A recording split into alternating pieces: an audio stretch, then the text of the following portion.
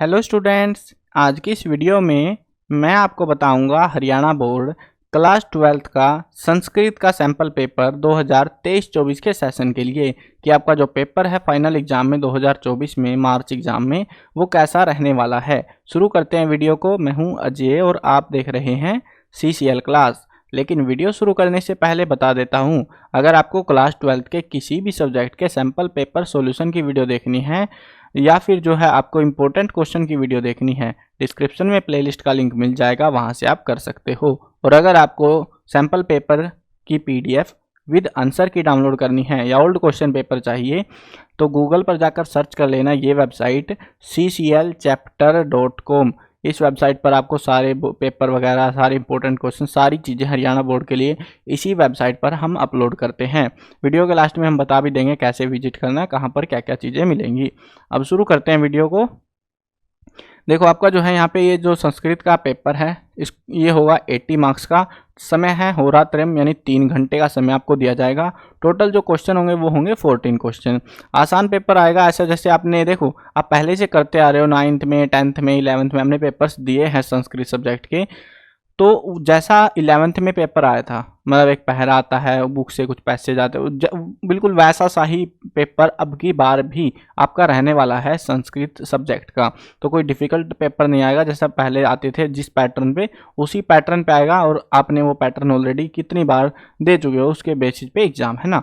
अब देखते हैं यहाँ पे इन्होंने बना रखे टोटल 5 खंड, जिसमें पहला खंड है अपठित अवबोधनम, यानी मतलब अपठित गद्यांश वाला, ये होगा 10 मार्क्स का। रचनात्मक कार्य है 18 मार्क्स का। अपठित अवबोधनम ये किताब वगैरह का सेक्शन होगा 30 मार्क्स का। अनुप्रयुक्त व्याकरणम, तो इसमें जो है व्याकरण दी जाएगी 6 नंबर की। और फिर पाठ आधारित बहुविकल्पी प्रश्न, पाठों के आधार पर जो है 16 मार्क्स के आपसे क्वेश्चंस MCQs आपसे पूछे जाएंगे। ये देखो जरूरी नहीं है, ये जो MCQ बोल रहे हैं पाठ आधारित कह रहे हैं, पाठों में से ही पूछेंगे। हो सकता है आपसे संधि, विच्छेद, व्याकरण वगैरह वही सारी चीजें पूछेंगे, कुछ अलग नहीं पूछने वाले ये। चलो देखते हैं पूरा पेपर कैसा रहने वाला है अब आपका। ये अब सोल्व करते हैं पेपर को। खंड क अपठित अवबोधनम, इसमें हमको एक पहरा दिया गया है जो कि टोटल 10 नंबर का रहने वाला है। 10 नंबर में आपको जो है इनके MCQs या क्वेश्चन जो भी चीज़ें हमको देंगे, क्वेश्चन वगैरह, वो इनके सोल्व करने हैं हमको। पहले पहरे को पढ़ना है, अर्थ समझना है, उसके बाद आंसर करने शुरू करने हैं। गड़गा सर्वसाम नदी नाम श्रेष्ठा अस्ति, गंगा जो है सभी नदियों में श्रेष्ठ है। सा लोकत्रस्य कल्याणकारी अस्ति, यह सभी लोगों के कल्याणकारी है। तो इस तरीके से आपको जो है इसकी मतलब पढ़ लेना है, समझ लेना अच्छे से। उसके बाद क्या करना है, उसके बाद यहाँ पे प्रश्नों के उत्तर देने स्टार्ट करने हैं। पहले पूरा पढ़ लेना अच्छे से। देखो संस्कृत का ऐसा नहीं है मैंने इसको समझा दिया कि यही पैरा आएगा फाइनल एग्जाम में, ऐसा कोई डिसाइडेड नहीं है। ये अपनी मर्जी से कोई भी रैंडम पहरा देंगे, लेकिन आसान देंगे, कोई डिफिकल्ट पहरा आपको नहीं दिया जाएगा। अब आपको क्या करना है, जैसे यहाँ पे है, थोड़ा ऊपर कर लेता हूँ इसको, पहरा दिखना चाहिए। यहाँ पे केवल पर्सन द्वयम, आपको सिर्फ 3% दिए जाएंगे। हर एक क्वेश्चन के सेक्शन में आपको ऑप्शन दिया जाएगा, साथ में एक्स्ट्रा क्वेश्चन दिए जाएंगे। तो आपको यहाँ पे पर्सन 2 करने हैं जो कि 1-1 नंबर के रहेंगे। 2 क्वेश्चन। सर्वसाम नदी नाम श्रेष्ठा नदी का अस्ति, इन सभी नदियों में श्रेष्ठ नदी कौन सी है, वो है गड़गा। गड़गा जो है आपको आंसर में लिख देना, यानी गंगा नदी। यही संसारे गड़गा का आंतिवान। तो देखो अगर आपको कन्फ्यूजन होता है कि भाई मतलब हम कैसे ढूंढे आंसर, ऐसे तो दिक्कत होती है, आपको इस जो क्वेश्चन पूछा जा रहा है उससे रिलेटेड वर्ड इस पहरे में जरूर मिलेंगे, मैच टू मैच, ठीक है। जैसे यहाँ पे देखो, यहाँ पे है आनितवान, तो यहाँ पे देखो आनिताम, यहाँ पे लिखा हुआ है बाकायदा इस संसारे में, यह संसारे, देखो वर्ड कॉमन मिलेंगे। अगर कुछ ना समझ भी आता हो तुमको, यही संसारे गड़गा का आंतिमान, तो क्या है ये, भागीरथेन। तो भागीरथ आपको आंसर देना है, सॉरी भागीरथ बोल रहा हूँ, भगीरथ, तो भगीरथ है। तो ऐसे करके आपको आंसर बनाना है। यह जन आदर पूर्वकम जहनुतन्याम ध्यायति स कै भवति, तो इसमें हमको हमारा आंसर क्या हो जाएगा, इसका आंसर हो जाएगा तपस्वी, तपस्वी। नेक्स्ट क्वेश्चन है हमारे पास में पूर्ण वाक्य अनुत्तरत। ये जो क्वेश्चन है इनमें हमको पूरे वाक्य में उत्तर देना है। केवलम पर्सन द्वयम, इसमें भी हमको सिर्फ 2 प्रश्न करने हैं। ये वाला सेक्शन 1-1 नंबर का था, इसमें एक क्वेश्चन 2 नंबर का रहेगा आपका। पहरा सेम ही है, इसी पहरे में से पूछे जाएंगे सारे क्वेश्चन। कस्य जीवनम धन्यम भवति, किसका जीवन जो है धन्य है। अब आपको ढूंढना है यहाँ पे धन्य वर्ड जो है कहाँ पर मिलेगा पहरे में, और उसी देखो यहाँ पे था, मिल गया ना धन्यम। अब इसमें देखो यहाँ पे क्या बोल रहे हैं, यह गड़गा पूर्ण रूपेण समर्पितो भवति तस्य जीवनम धन्यम भवति। तो आपको दिमाग लगाना हो तो लगा लेना, नहीं तो ऐसी ऐसी लाइन टेप देना, टीचर नंबर दे देगा आपको। अब यहाँ पे एग्जैक्टली आंसर क्या बनेगा, यह गड़गाया है नामानी गुणान च सदा स्मृति स एव श्रेष्ठ पुरुष कथ्यते। तो ऐसे करके आपका जो है यहाँ पे आंसर बनेगा। अब आपको अपने हिसाब से भी बना सकते हो, अगर आपको संस्कृत लिखनी आती है, आंसर बनाने आते हैं, नहीं आते तो लाइन टेप देना, वो उससे भी आपको टीचर हेल्प कुछ ना कुछ नंबर दे देगा एटलीस्ट, ठीक है। क्या श्रेष्ठ पुरुष कथ्यते, किसको जो है यहाँ पे श्रेष्ठ पुरुष कहा गया है। अब यहाँ पे आपको ढूंढना है इसी पहरे में सेम ऐसे ही श्रेष्ठ पुरुष के बारे में। देखो ये रहा, स एव श्रेष्ठ पुरुष कथ्यते, तो यहाँ पे यहाँ से स्टार्ट होएगा आपका, यह गड़ गया नामानी गुणानी चाहे सदा समृति स एव श्रेष्ठ पुरुष कथ्यते, उसको श्रेष्ठ पुरुष कहा जाता है। क्या सर्वेशाम स्वामी भवति, तो अब यहाँ पे सेम ऐसे ही आपको ढूंढना है। देखो स्वामी भवति मिल गया, तो ऐसे ही होता है, कोई ज़्यादा कॉम्प्लेक्स पेपर नहीं आता। कहीं आप क्वेश्चन से डर जाते हो या पता नहीं कैसे क्वेश्चन आएंगे, ऐसा कुछ होगा, तो ऐसा डरना नहीं है। सिर्फ इसी पहरे में आपको आंसर मिलेंगे, वर्ड ढूंढ लो, सेम वर्ड मिल जाएंगे और उसी लाइन को टेप दो अगर बड़े आंसर लिखने हैं। नहीं कुछ समझ आ रहा आपको, बहुत सारे स्टूडेंट होते हैं ऐसे बोलते हैं कि सर हमसे याद नहीं होते, हम भूल जाते हैं कैसे उत्तर बनाएं, तो ये ट्रिक अपना सकते हो। अगर आप उत्तर बना सकते हो ठीक है, तो बना लेना अच्छे से। अब नेक्स्ट क्वेश्चन देखते हैं। क्वेश्चन है हमारे पास में इसी पहरे में से, वो भी अस्य अनुच्छेदस्य कृते उपयुक्त शीर्षक कम संस्कृत लिखित। ये जो ऊपर हमने पहरा पढ़ा है, ये वाला पहरा गद्यांश पढ़ा है, इसका हमसे उपयुक्त शीर्षक पूछा गया है। हम बहुत सारे शीर्षक दे सकते हैं, हम लिख सकते हैं गड़गा नदी, है ना, यानी गंगा नदी। हिंदी में मत लिख देना गंगा नदी, संस्कृत में है तो संस्कृत की लैंग्वेज में ही लिखना है, जो भी टाइटल आप दोगे, ठीक है। गड़गा नदी या जो भी आपको अपने हिसाब से भी लगे तो वो भी बना के लिख सकते हो। इसमें कोई ऐसा हार्ड रूल नहीं है कि तुमको मतलब यही लिखना है जो एग्जैक्ट आंसर है, इसमें आप अपनी मर्जी से लिख सकते हो। लेकिन ऐसा मत लिखना हम बात कर रहे हैं गड़गा नदी की और आप लिख रहे हो सरस्वती नदी, तो ऐसा मत करना, बस उससे मिलता जुलता सा लिख देना। उसके बाद यहाँ पे प्रश्न त्रयम 3 प्रश्न करने हैं केवल हमको, एमसीक्यू टाइप के हैं, जिसमें हमको यहाँ पे 4 प्रश्न दिए जा रहे हैं टोटल, इनमें से कोई से 3 करने हैं। चतुर इतस्य शब्दस्य विलोम पदम किम, जो चतुर शब्द है इसका विलोम शब्द क्या होगा, मूर्ख। चतुर चतुर होता है, मूर्ख मूर्ख होता है, इसका उल्टा तो होता है। राज्ञ इत्स्मिन् शब्दे का विभक्ति, राज्ञ इस जो ये जो शब्द है इसमें कौन सी विभक्ति है, तृतीया विभक्ति। पुरुष है इतस्य विशेषण पदम किम, जो ये शब्द है पुरुष है, इसमें कौन सा विशेषण है, तो इसमें कौन सा है, श्रेष्ठ है। जनस्य इत्स्मिन् शब्दे का विभक्ति, ये जो शब्द है जनस्य, इसका इसमें कौन सी विभक्ति है, षष्ठी विभक्ति। नेक्स्ट क्वेश्चन देखते हैं, ये वाला सेक्शन हमारा हो चुका है, 10 मार्क्स हमें यहाँ से मिलेंगे अपठित गद्यांश से। अब देखो ये नीचे वाले पोर्शन है ना, इसमें कुछ ज़्यादा दिमाग का काम नहीं है, ये आपको विभक्ति और ये चीज़ें आनी चाहिए, वो ऑलरेडी याद भी हो गई होंगी अब तक, तो कितनी सारी क्लासेज में आप ऑलरेडी पढ़ चुके हो वो चीज़ें। तो देखो ये वाला सेक्शन तो आपको उसी के ऊपर है, बट हाँ ये जो वर्ड है ये ऊपर वाले पहरे में से लिए हैं इन्होंने, अपने पास से नहीं ढूंढ के लाए कुछ भी, तो ये ऊपर वाले पहरे से है। लेकिन ये आपको दिमाग आपने अगर अच्छे से समझ रखे है संस्कृत, तभी आप इनको अटेम्प्ट कर सकते हो। बाकी ऊपर वाले जो क्वेश्चन है, ये वाले क्वेश्चन, ये वाले सारे पहरे में मिल जाएंगे सबके आंसर, तो इसके लिए आपको ज़्यादा दिमाग नहीं लगाना। यानी कि आपके टोटल 3 नंबर रिस्क पर हैं, बाकी के आपके 7 नंबर कंफर्म यहाँ पे आ जाने चाहिए। चलो नेक्स्ट क्वेश्चन देखते हैं। अब नंबर रिस्क पे भी इसीलिए है क्योंकि अगर आपने पढ़ा होगा तो वो भी रिस्क विस्क है नहीं कुछ।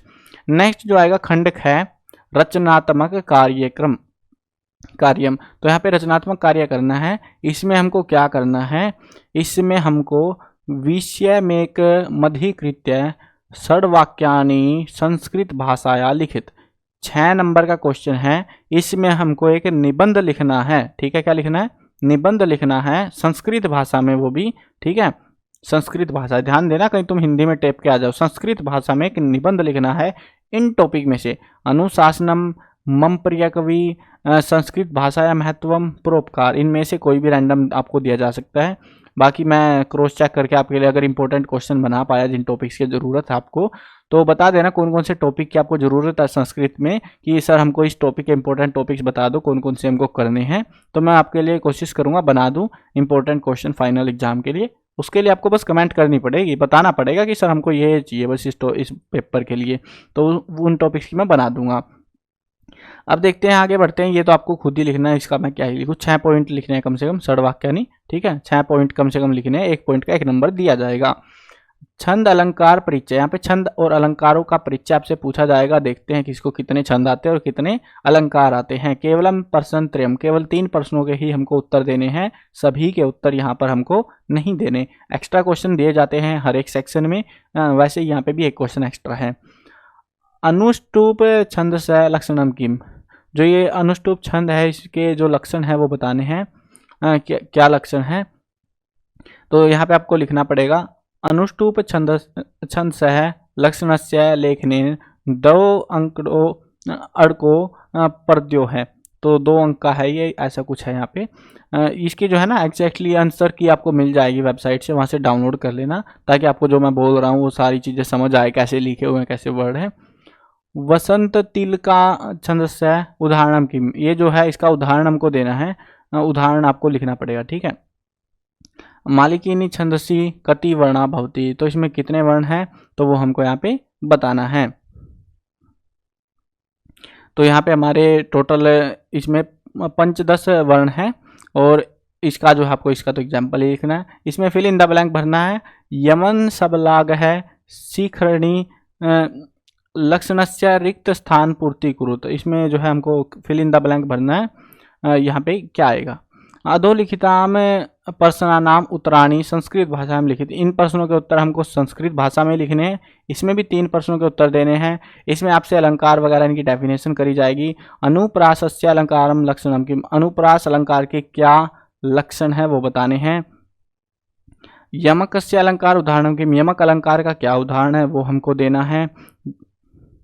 उत्प्रेक्षाया अड़ंगस्या लक्षणम किम, तो इसका जो है आपको लक्षण बताना है क्या है, और यहाँ पर आपको ये फिल इन द ब्लैंक इसका भरना है। देखो ऐसा नहीं है, ये मत सोचना कि कुछ भी रैंडमली आपको दिया जाएगा। देखो ये वाली जो चीज़ है ना, अनुप्रास अलंकार के लक्षण और उदाहरण, यमक अलंकार के उदाहरण लक्षण, ये चीज़ें पढ़ के जाना। सेम ही क्वेश्चन मिलेगा, हो सकता है अनुप्रास अलंकार का आपकी बार उदाहरण पूछ ले, बस ज़्यादा नहीं बदलते, 2-4 टॉपिक आपके ये, और इस पे से क्वेश्चन आपको दिए जाते हैं। और ये वाले ऐसे वालों को आप चाहो तो स्किप कर सकते हो। इसमें जो है लक्षणस्य रिक्त स्थानम पूर्ति कुरु, इसमें फिल इन द ब्लैंक भरना है। इसमें आप भर सकते हो यहाँ पे श्लेष अलंकार है, यहाँ पे श्लेष इष्यते, ठीक है। इस तरीके से आपको भरना है। नेक्स्ट आएगा खंड गय पठित अवबोधनम, ये आपका जो है पढ़े हुए सेक्शन से आएगा। इसमें आपको क्या करना है, अधोलिखित पद्यांशस्य हिंदी भाषाया स प्रसंग सरलार्थ लिखित, आपको हिंदी भाषा में प्रसंग के साथ में सरलार्थ लिखना है इस वाले श्लोक का, पद्यांश का, ठीक है। आपको इसमें भी ऑप्शन दिया जाएगा, ऐसा नहीं है कि कुछ भी करो, ऑप्शन दिया जाएगा, जोन सा मन करे, जो आसान लगे वो आप यहाँ पे कर सकते हो। अब इसके लिए आपको 2 चीज़ें पता होनी चाहिए, वो क्या, पहली तो हिंदी, यानी हिंदी बोल रहे हैं भाई, हिंदी में लिखो इसको, तो हिंदी लिखनी आनी चाहिए आपको, बनानी आनी चाहिए। दूसरा आपको देखो, पहले तो पता, ये भी बता देता हूँ लिखना क्या क्या इसमें। बहुत सारे स्टूडेंट कहीं अनव्यापन कहीं भी अटके रहे, आपको सबसे पहले, क्योंकि आपके स्कूल टीचर चेक नहीं कर रहे हैं, स्कूल टीचर थोड़े चौंचले कर सकते हैं, फाइनल एग्जाम में ऐसा नहीं होता, बोर्ड एग्जाम्स में उनके अंदर आपको जैसे इन्होंने बोला है स प्रसंग सरलार्थ, आपको प्रसंग लिखना है और सरलार्थ लिखना है, जो कि हिंदी भाषा में लिखना है। लेकिन प्रसंग आपका संस्कृत भाषा में लिखना पड़ेगा, कहीं प्रसंग को तुम हिंदी में टेप आओ, प्रसंग संस्कृत में रहेगा, सरलार्थ को हिंदी में लिखना है। प्रसंग का रहेगा 1 नंबर और 3 नंबर रहेंगे आपके इसके जो है व्याख्या करने के, सरलार्थ लिखने के। समझ में आ गया? चलो मैं प्रसंग बता देता हूँ कैसे लिखना है। जैसे ये वाला पहरा हम पढ़ते हैं, ये वाला पहले ही पाठ से लिया गया हमारा, तो हमें क्या लिखना है, प्रस्तुत पद्यांश है पाठ 1, और उसके बाद जो पाठ का नाम है वो बीच में लिख देना है, जो भी पाठ का नाम हो।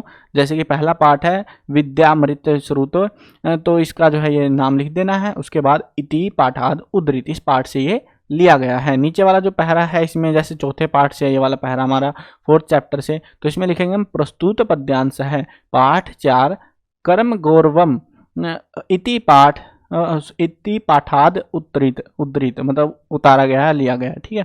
तो इस तरीके से आपको लिखना है प्रसंग, ज़्यादा कुछ अलग नहीं लिखना। और उसके बाद में जो है नीचे व्याख्या लिखनी है, सरलार्थ लिख के टाइटल डाल के सरलार्थ का, और फिर हिंदी लिख देनी है उसकी, इस पहरे में जो भी बताया गया वो लिख देना है बेसिकली। ये मत सोचना कि छोटा लिख दिया तो टीचर नंबर कम देगा, ऐसा नहीं है। जो इसमें एग्जैक्टली बताया गया, जो जो बातें हो रही हैं बस वो बतानी है, फालतू की बकवास इधर उधर की मत तुक्के मारने लग जाना कि बड़ा करना आंसर, इसमें बड़े बड़े का चक्कर नहीं होते। इस सब्जेक्ट में सही के नंबर है आपके कि कितना एग्जैक्टली आप लिख पा रहे हो। नेक्स्ट क्वेश्चन देखते हैं, अधोलिखित गद्यांशस्य हिंदी भाषाया स प्रसंग सरलार्थ लिखित। इसका भी जो है हमको ये वाला जो है कविता वाले सेक्शन से तक कह सकते हो आप, ये वाला जो है आपके कहानी वाले जो चैप्टर्स है ना संस्कृत में, उनमें से आपका दिया गया है। जैसे ये वाला पहला 5वें पार्ट से है, ये वाला जो है आपका 9वें पार्ट से है, कार्यम वाला जो पार्ट है आपका उसमें से। तो इसमें जैसे आपको क्या लिखना है, यहाँ पे हम इस वाले में देखो, इस वाला जो पोर्शन था इसमें हम लिख रहे थे प्रस्तुत पद्यांश है पाठ 1 जो भी पाठ 4 जो भी था हमारा, इसमें हम लिखेंगे प्रस्तुत गद्यांश है। ये पद्यांश था, ये गद्यांश है, ध्यान रखना कहीं तुम गलती टेप आओ वहाँ पे। प्रस्तुत गद्यांश है पाठ 5, ये वाला पहला श्लोक है जो पहरा है जो गद्यांश है, ये पाठ 5 से लिया गया है। तो पाठ 5 पाठ का नाम लिखना है, इति पाठाद उद्धृत, इसी पाठ से उतारा गया है। तो ये इसका 1 नंबर रहेगा और बाकी 3 नंबर आपकी व्याख्या करने के रहेंगे। नेक्स्ट देखते हैं, अधोलिखितासु सुक्तिषु मात्रद्रव्यो सुक्त्यो भावार्थ हिंदी भाषाया लिखत। आपको क्या करना है, यहाँ पे बहुत सारी पंक्तियां दे रखी हैं, इनमें से कोई सी भी मात्र द्रव्य, केवल 2 पंक्तियों को हिंदी भाषा में भावार्थ यानी कि हिंदी में क्या मतलब होता है वो आपको यहाँ पे इसका लिखना है। जो भी आपको आसान लगे वो कर सकते हैं। जैसे कि ये वाला आसान है, बहुत ज़्यादा, बहुत पॉपुलर भी है, योग कर्मसु कौशलम, ये भगवत गीता की एक पंक्ति है। यानी योग करने से हमारे कर्म कुशल हो जाते हैं, यानी कर्म हमारे अच्छे हो जाते हैं। तो ऐसे करके आपको जो है इसकी व्याख्या लिख देनी है, मतलब व्याख्या तो क्या हिंदी, ठीक है। तो इस तरीके से लिखनी है, बाकियों के भी आप ट्राई कर सकते हो। जो आसान मिले आपको वो 2 कर देने हैं, कहीं चारों के चारों करोगे। देखो एक चीज़ और बताता हूँ, कुछ स्टूडेंट बहुत सियाने बनते हैं, वो क्या करते हैं 3 कर देंगे, बोलेंगे कि सर एक गलत भी हो गया फिर भी टीचर नंबर दे देगा। ऐसा नहीं होता। अगर आपने सारे भी लिख दिए ना, शुरुआती 2 चेक होंगे, फिर बाद वाले को छोड़ दिया जाएगा, भले ही आपने सही लिखा हो या गलत लिखा हो, उनको चेक भी नहीं किया जाएगा, उनको ऐसे ही स्लैश करके एग्जाम्प्ट किया जाएगा। तो ये ध्यान रखना, सिर्फ 2 ही अटैम्प्ट करना, अगर 2 बोला है 3 बोला है 3 अटैम्प्ट करना, फालतू अटैम्प्ट मत करके आना। अथवा में देखते हैं, अगर आपको इनकी हिंदी बनाने में मज़ा नहीं आता तो आप यहाँ पे इसका जो है ये एक जो है हमको श्लोक दिया गया है, इस श्लोक का अन्वय बनाना है, और अन्वय के लिए हमको मंजूषा खालिस्तान जो है ये नीचे दिए गए हैं, इन वर्डों को उठा के इसमें भरना है। अब देखना आपको ये है कि कौन सा आसान लगता है। हो सकता है, देखो ये डिपेंड करता है आपके ऊपर कि ये वाला आसान लगता हो, कुछ को ये वाला आसान लगता हो।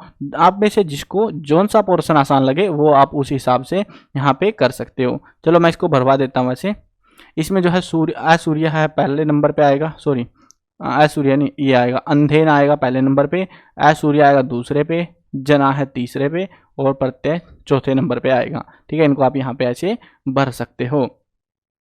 अब नेक्स्ट देखते हैं, नेक्स्ट जो आएगा 8वां क्वेश्चन, इसमें हमें क्या करना है, अधोलिखितम श्लोकम पठित्वा प्रश्नानाम उत्तराणि श्लोकात् चित्वा संस्कृत भाषा पूर्ण वाक्यन लिखत। केवल प्रश्न त्रयम, केवल 3 प्रश्नों के उत्तर देने हैं और संस्कृत भाषा में आपको इनके आंसर लिखने हैं। ये पहरा दे रखा है और इसके बिहाफ पे ये क्वेश्चनों के आंसर आपसे पूछे जा रहे हैं। ठीक है ना, कुछ ऐसा व्याख्या वगैरह नहीं करनी, इसी में से आपको जो है इसका मतलब पता होना चाहिए। अगर आपने बुक को पढ़ा हुआ है तो आपको मतलब भी पता होंगे, समझ में भी आ रही होंगी सारी चीज़ें। तो इसी के बिहाफ पे आपसे यहाँ पे क्वेश्चन करे जा रहे हैं। सेम ऐसे ही जैसे इसमें है वैसे ही यहाँ पर आपको गद्यांश में भी दिया जाएगा। पद्यांश में से देखो ध्यान दो, पद्यांश की व्याख्या आएगी जो कि होगी कितने नंबर की थी वो व्याख्या, 4 नंबर की थी ना, हाँ 4 नंबर की पद्यांश की व्याख्या, और 3 नंबर का, 3 का था ना शायद यहाँ पर, 4 नंबर की व्याख्या और 3 नंबर का एक पहरा जिसके बिहाफ पे क्वेश्चन। टोटल 7 नंबर का वो पोर्शन रहेगा, और सेम ऐसे ही 7 नंबर का गद्यांश रहेगा, यानी 7 नंबर का गद्यांश, 7 नंबर का पद्यांश रहेगा। उसके लिए आपको बुक में से पूछा जाएगा, बुक पढ़ी होगी तभी आप इनको अटेम्प्ट कर पाओगे। नेक्स्ट क्वेश्चन आते हैं। नेक्स्ट में हमको सिर्फ केवल पर्सन चतुष्टयम, इनमें से केवल 4 पर्सन हैं जिनको हम पर्सन निर्माण कुरु, पर्सनों का निर्माण करना है हमको, यानी कि ऑप्शन दे रखे हैं, इनमें से कोई सा यहाँ पे भरना है, अविदाम के स्थान पे, दुखेन के स्थान पे, ऐसे करके। ठीक है, एक कॉमन सी चीज बता देता हूँ, अगर कुछ ना समझ में आए लास्ट के वर्ड मैच कर लेना। लास्ट के वर्ड इनमें जो है क्वेश्चन में मोस्ट ऑफ द केसेज में आपस में मैच कर जाते हैं और उस तरीके से हम क्वेश्चन यहाँ पे बनाते हैं। चलो देखते हैं। ये अविधाम उपासते काम लब्धापि खलु दुखेन परिपाल्यते, तो दुखेन में क्या आएगा, केन। ऐसे यही चीज बोल रहा था, जैसे नया नया मैच कर रहा है, यहाँ पे नया नहीं है। तो केयुराणी ना भूष्यंती, तो क्या आएगा, कानी। कानी नहीं आएगा, कहीं तुम कानी टेप दो। योग है कर्मसु कौशलम, योग है केसु कौशलम। वर्तंतु शिष्य है रघु है उदाराम ग्राम अश्रणोत, तो किसका, कस्य। तो ऐसे हमारे जो है आंसर रहेंगे। ऐसे जो है आपको बस भर देना, आपको ये पूरा आंसर नहीं टेपना, कहीं तुम पूरा ये लिखो फिल इन द ब्लैंक बनाओ, अंडरलाइन को चोचला मत करना, सीधा लिखना प्रश्न नंबर 10 और उसका क्या का जो है उत्तर लिखना, जो भी उत्तर तुम लिखते हो जिस तरीके से भी। उसके बाद वो जो है उत्तर मान लो इसका काम था तो काम, ठीक है। ऐसे करके जो है आपको उत्तर लिखने, कहीं तुम पूरा ये लिखते फिरो, पूरा चौचला करते फिरो, ये इनकी जरूरत हमको नहीं पड़ती। टीचर इसी चीज के आपको नंबर ऐसे ही दे देगा, ठीक है, कहीं तुम फालतू में दुखी होते रहो। संस्कृत साहित्य परिचय, अब आपसे संस्कृत के साहित्य के रिगार्डिंग कुछ परिचय आपसे पूछे जाएंगे। यहाँ पे केवल प्रश्न चतुष्टयम 4 प्रश्नों के उत्तर देने, हमको एक पद में ही उत्तर देना है, ठीक है। वेदा कति संति, वेद कितने हैं, कितने हैं, 4, चत्वार है लिखना आपको, चत्वार है, ठीक है। उत्तर रामचरितस्य रचयिता क्या है, राम ये जो है इसका रचयिता कौन है, तो ये है भवभूति है, ठीक है। नेक्स्ट है महाभारत से रचयिता क्या है, महाभारत के रचयिता कौन है, वेद व्यास। सीधा वेद व्यास मत लिख देना, महर्षि वेद व्यास, तो क्या लिखना है, महर्षि ऐसे करके, और फिर ये आएंगे 2 अनुस्वार से, और फिर वेद व्यास, इसमें भी अंक की भिंडी लास्ट में 2। श्रीमद् भगवत गीतायाम कति श्लोकानि सन्ति, श्रीमद् भगवत गीता में कितने श्लोक है, 700 श्लोक है, तो क्या लिखना है, 700 श्लोका है। रामायणे कति कांडानि सन्ति, रामायण में कितने कांड है, तो कितने हैं, 7 को संस्कृत में कहते हैं सप्त कांडानि, ठीक है। ऐसे करके आपको इसको अटेम्प्ट करना है, ठीक है। ये वाला आसान रहेगा आपका। इसमें जो है ना ज्यादातर राइटर वगैरह के नाम यही चीजें पूछी जाती हैं और रिपीटेड रहते हैं क्वेश्चन। अगर आप प्रीवियस ईयर पेपर देख लोगे ना, 2-4 पेपर कर लोगे प्रीवियस ईयर के, तो देखो ज्यादा पेपर नहीं है, मिलेंगे भी नहीं आपको। जो भी पेपर अवेलेबल थे मैंने अपलोड कर रखे हैं वेबसाइट पे। अगर आप सिर्फ उन पेपर्स को सोल्व करके चले जाते हो, मैक्सिमम 5 पेपर मिलेंगे, मैक्सिमम है वो भी आपके, ठीक है। अगर आप उन पेपर्स को सोल्व करके चले जाते हो तो आपको लगभग संस्कृत का पेपर उनमें से आपस में से ही देखने को मिल जाएगा, ठीक है। तो इस चीज का ध्यान रखना, पेपर को अटेम्प्ट करना बिल्कुल मत भूलना। चलो आगे बढ़ते हैं। अगला जो है हमको यहाँ पे भी 4 प्रश्नों के उत्तर देने हैं और संस्कृत भाषा में एक पद में ही इनका भी उत्तर देना है। अंबिका दत्त व्यासस्य प्रसिद्धा रचना क्या है, इसकी जो है प्रसिद्ध रचना क्या है, शिवराज विजयम। क्या लिखना है, शिवराज विजयम, विजयम, राम शिवराज विजयम। उसके बाद में है रघुकोत्संवाद है इति पाठ कस्माद ग्रंथाद उद्धृत। ये जो पाठ आपकी किताब में ये कौन से ग्रंथ से लिया गया है, यह है रघुवंशात से। किससे, अंक की बिंदी नहीं यहाँ पे, रघुवंशात, ठीक है, वंशात ऐसे करके, ठीक है, रघुवंशात। आदि कविना वाल्मीकि ना क्या ग्रंथ रचित है, आदि कवि वाल्मीकि ने कौन सा ग्रंथ रचा था वो हमको यहाँ पे बताना है। उसके बाद बाण भट्टस्य रचना का नाम की, बाण भट्ट की रचना का क्या नाम है, वो है कादम्बरी। सिंपल लिखना है कादम्बरी आपको इसका, तो कादम्बरी। कालिदासस्य प्रसिद्धम नाटकम किम, कालिदास का प्रसिद्ध नाटक क्या है, अभिज्ञान शाकुंतलम, ठीक है, तो वो नाटक है इसका। ये जो है ना आंसर की के जो एग्जैक्ट आंसर अब आपको आंसर की में मिल जाएंगे, वहां से वो स्पेलिंग्स वगैरह चेक कर लेना अपनी सही से।